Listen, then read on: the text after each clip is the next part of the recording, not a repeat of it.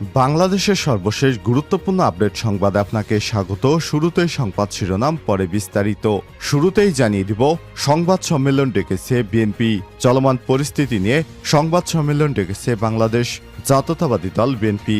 আজ মঙ্গলবার ৩ সেপ্টেম্বর দুপুরে এই সংবাদ সম্মেলন অনুষ্ঠিত হবে। এরপর জানিয়ে দিব, এপিএস বাশারের সম্পদের পাহাড়, সীমাহীন দুর্নীতি। আরব্য রজনীর আলাদিনের চেরাগ না পেলেও নৌপরিবহন মন্ত্রণালয়ের সাবেক প্রতিমন্ত্রী খালিদ মাহমুদ চৌধুরীর জাদুর ছোঁয়া পেয়েছিলেন আনমো আহমাদুল বাশার। প্রতিমন্ত্রী সহকারী একান্ত এপিএস হয়ে মাত্র ৫ থেকে ৬ বছরে হাজার হাজার কোটি টাকার সম্পদের মালিক হয়েছেন তিনি। এদিকে অনলাইনে জোয়ার দুর্গে যৌথ বাহিনীর হানা। মেহেরপুরের মুজিবনগরে অনলাইনে ক্যাসিনোর মাস্টারমাইন্ড মোর্শেদ আলম লিপুর বাগান বাড়িতে অভিযান চালিয়েছে সেনাবাহিনী, র্যাব ও পুলিশের একটি যৌথ বাহিনী। এদিকে বিএনপি তত্ত্বাবধায়ক ব্যবস্থা ফিরে আনবে বললেন বিএনপির ভারপ্রাপ্ত চেয়ারম্যান তারেক রহমান। বিএনপি আবার ক্ষমতায় গেলে পুনরায় বাংলাদেশের মানুষের জন্য তাদের বাক স্বাধীনতা এবং ভোটাধিকার প্রতিষ্ঠা রক্ষায় বিএনপি আবারও তত্ত্বাবধায়ক ব্যবস্থা ফিরে আনবে বলে অঙ্গীকার করেছেন বিএনপির ভারপ্রাপ্ত চেয়ারম্যান তারেক রহমান। এদিকে ঢাকা জেলার সাবেক অতিরিক্ত পুলিশ সুপার আব্দুল্লাহিল কাফি গ্রেপ্তার। ঢাকা জেলার অতিরিক্ত পুলিশ সুপার আব্দুল্লাহিল কাফিকে গ্রেপ্তার করা হয়েছে। গতরাত ২টার দিকে হযরত শাহজালাল আন্তর্জাতিক বিমানবন্দর থেকে তাকে গ্রেপ্তার করা হয়। পুলিশের এই কর্মকর্তা ঢাকা জেলা পুলিশের ক্রাইম অ্যান্ড অপারেশনস বিভাগের দায়িত্বে ছিলেন। এবং সর্বশেষ জানিয়ে দিব, এলোপাথারি কূপে আওয়ামী লীগ নেতাকে হত্যা। জামালপুর সদরে এক আওয়ামী লীগ নেতাকে এলোপাথারি কূপে হত্যা করেছে দুর্বৃত্তরা। রোববার ১ সেপ্টেম্বর রাতে ঢাকা মেডিকেল কলেজ হাসপাতালে তিনি মারা যান। এর আগে গত শনিবার ৩১ আগস্ট দুপুরে ৫-৬ জন দুর্বৃত্ত তার উপর হামলা করে দেশীয় ধারালো অস্ত্র দিয়ে উপর্যুক্ত পরি কুপিয়ে তাকে আহত করা হয়। প্রিয় দর্শক, এতক্ষণ শুনছিলেন সংবাদ শিরোনাম, এবারে বিস্তারিত। তবে তার আগে বন্ধুরা, অনুরোধ থাকবে এই সংবাদটিতে একটি লাইক দিন। এই চ্যানেলে আপনি নতুন হয়ে থাকলে আমাদের সংবাদটি দেখতে দেখতে চ্যানেলটি সাবস্ক্রাইব করে রাখুন, যাতে করে বন্ধুরা আমাদের পরবর্তী লেটেস্ট আপডেট সংবাদগুলো সবার আগে আপনার কাছে পৌঁছে যায়। এবারে বিস্তারিত। সংবাদ সম্মেলন ডেকেছে বিএনপি। চলমান পরিস্থিতি নিয়ে সংবাদ সম্মেলন ডেকেছে বিএনপি। আজ মঙ্গলবার ৩ সেপ্টেম্বর দুপুরে এই সংবাদ সম্মেলন অনুষ্ঠিত হবে। সোমবার ২ সেপ্টেম্বর বিএনপির মিডিয়া সেলের সদস্য সাইরুল কবির খান বিষয়টি নিশ্চিত করেছেন। জানা গেছে, মঙ্গলবার সংবাদ সম্মেলনের আহ্বান জানিয়েছিলেন বিএনপির সর্বোচ্চ নীতি নির্ধারণী ফোরাম, জাতীয় স্থায়ী কমিটি। এদিন দুপুর ১২টায় গুলশানে বিএনপির চেয়ারপারসনের রাজনৈতিক কার্যালয়ে সংবাদ সম্মেলন অনুষ্ঠিত হবে।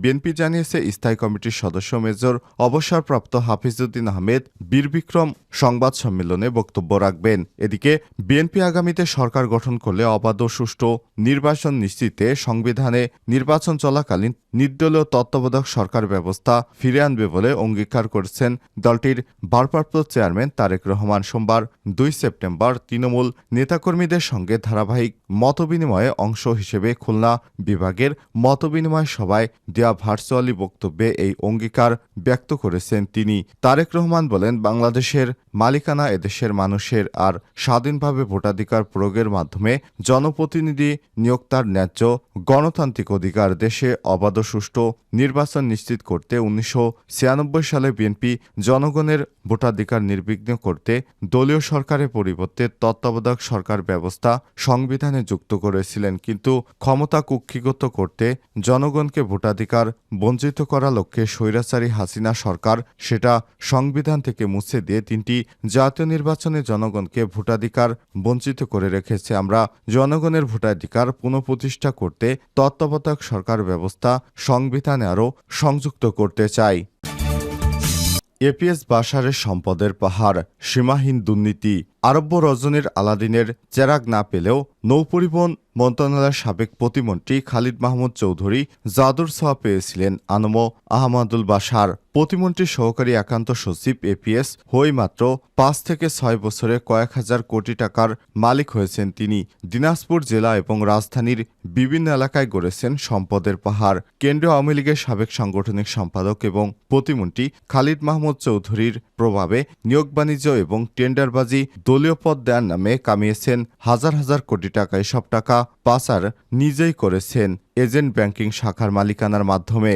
খালিদ মাহমুদ চৌধুরী চেরাগের গুণে শুধু নিজেই সম্পদের পাহাড় গড়েননি, বাসার শত কোটি টাকার মালিক বানিয়েছেন নিজের মোটরসাইকেল চালককেও। একসময় মাদক কারবার এবং নিয়োগ বাণিজ্যের অভিযোগে ছাত্রলীগ থেকে বহিষ্কার হলেও খালিদ মাহমুদ চৌধুরীর প্রভাবে সীমাহীন দুর্নীতি চালিয়ে গেছে এপিএস বাসার। দিনাজপুর বোচাগঞ্জ উপজেলার সুলতানপুর গ্রামে টেনা এলাকার দরিদ্র কৃষক তাইজুল ইসলামের 3 ছেলের মধ্যে দ্বিতীয় আনম আহমাদুল বাশার। স্থানীয়রা জানান, একসময় বাশারের পরিবারের সম্পদ ছিল 3 থেকে 4 বিঘা জমি। সেই জমিতে কোনো রকম আবাদ করেই কষ্টে দিন কাটত তাদের পরিবারের। ছেলেদের পড়াশোনার খরচ চালাতে একসময় জমি বন্ধক রেখেছিলেন কৃষক তাইজুল। তবে বাশারের অবৈধ টাকার কেরামতির কারণে সেই পরিবার এখন ফুলে ফেপে কলাগাছ। স্থানীয় মুদি দোকানদার রহমান আলীর ভাষ্যে, আলাদিনের চেরাগ পেলেও মানুষের মনে এত দ্রুত কোটি টাকা জায়গা জমি পুকুর বাড়ি গাড়ির মালিক হতে পারেন না যতটা এপিএস বাশার করেছেন মাত্র 5 থেকে 6 বছরের মধ্যে। অনলাইনে জোয়ার দুর্গে যৌথ বাহিনীর হানা। মেহেরপুরের মুজিবনগরে অনলাইনে ক্যাসিনোর মাস্টার এজেন্ট মোর্শেদ আলম লিপুর বাগানবাড়িতে অভিযান চালিয়েছে সেনাবাহিনী, র্যাব এবং পুলিশের একটি যৌথ বাহিনী। সোমবার 2 সেপ্টেম্বর বিকাল 5টার দিকে মেহেরপুর মুজিবনগর উপজেলার শিবপুর বিশ্বনাথপুর গ্রামের মধ্যবর্তী সড়কে অবস্থিত বাগানবাড়িটিতে অভিযান চালায় যৌথ বাহিনী। মেহেরপুর র্যাব 12 সিপিসি 3-এর কমান্ডার এএসপি মনিরুজ্জামান কালবেলাকে এই ঘটনার সত্যতা নিশ্চিত করেছেন। জানা গেছে, লিপু বাংলাদেশের অন্যতম শীর্ষ অনলাইন ক্যাসিনো ব্যবসায়ী এজেন্ট হিসেবে স্বীকৃত। অভিযানকালে লিপুর অনুপস্থিতিতে সেখানে 8 জনকে গ্রেপ্তার করেছে যৌথ বাহিনী। অবশ্য জিজ্ঞাসাবাদ শেষে আটককৃতদের ছেড়ে দেওয়া হয়। অভিযান সম্পর্কিত বিষয় জানতে সেনাবাহিনীর মেহেরপুর জেলার দায়িত্বপ্রাপ্ত কর্মকর্তা এবং 27 রেজিমেন্ট আর্টিলারির অধিনায়ক লেফটেন্যান্ট কর্নেল নাবিল আহমেদের সাথে একাধিকবার যোগাযোগের চেষ্টা করলেও যোগাযোগ করা সম্ভব হয়নি। মেহেরপুর র্যাব 12 সিপিসি 3 ক্যাম্পের কমান্ডার অভিযানের সত্যতা নিশ্চিত করেছেন। সিপিসি 3 ক্যাম্পের কমান্ডার এএসপি মনিরুজ্জামান কালবেলাকে বলেছেন, শিবপুর লিপুর বাগানবাড়িতে অভিযান মূলত ছিল সেনাবাহিনীর। আমরা তাদের লজিস্টিক সাপোর্ট দিয়েছি মাত্র, এর বেশি কিছু আমি বলতে পারবো না। সূত্র জানিয়েছে, বিটকয়েন এবং ডিজিটাল মুদ্রার ক্রিপ্টোকারেন্সির মাধ্যমে অনলাইনে জুয়া খেলা হয়। প্রায় 230টি সাইটের মাধ্যমে অবৈধ পন্থায় ডিজিটাল মুদ্রায় কেনাবেচার লেনদেন গত 2.5 বছরে প্রায় 12 থেকে 13 হাজার কোটি টাকা পাচার হয়েছে বলে অনুমান করা হচ্ছে। রাশিয়া সহ বেশ কয়েকটি দেশে এই টাকা পাচার করা হয়েছে বলে বিভিন্ন সময় জানিয়েছে কয়েকটি গোয়েন্দা সংস্থা। বিএনপি তত্ত্বাবধায়ক ব্যবস্থা ফিরে আনবে তারেক রহমান।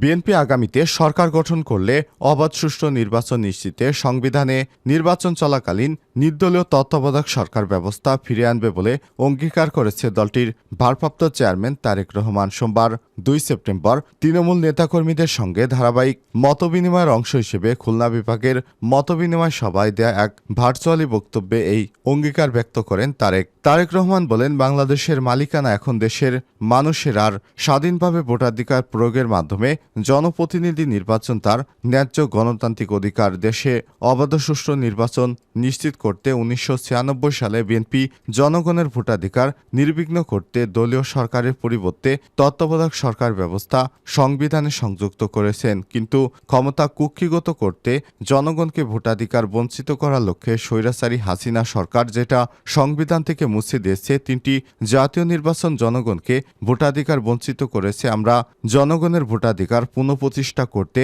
তত্ত্বাবধায়ক সরকার ব্যবস্থা সংবিধানে আবারও সংযুক্ত করতে চাই।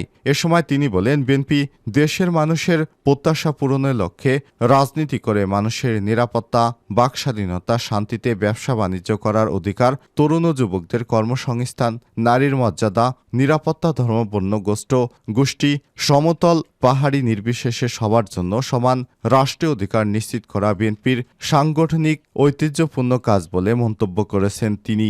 দেশে আইনের শাসন প্রতিষ্ঠা করা, বিচার আইন এবং নির্বাহী বিভাগের মধ্যে ক্ষমতার ভারসাম্য আনা, সবার জন্য স্বাস্থ্য সুবিধা নিশ্চিত করা, কৃষিপণ্যের ন্যায্য মূল্য প্রাপ্তি ইত্যাদি সবসময় বিএনপি বাংলাদেশের মানুষের জন্য কাজ করে আসছে বলে জানান বিএনপির ভারপ্রাপ্ত চেয়ারম্যান তারেক রহমান।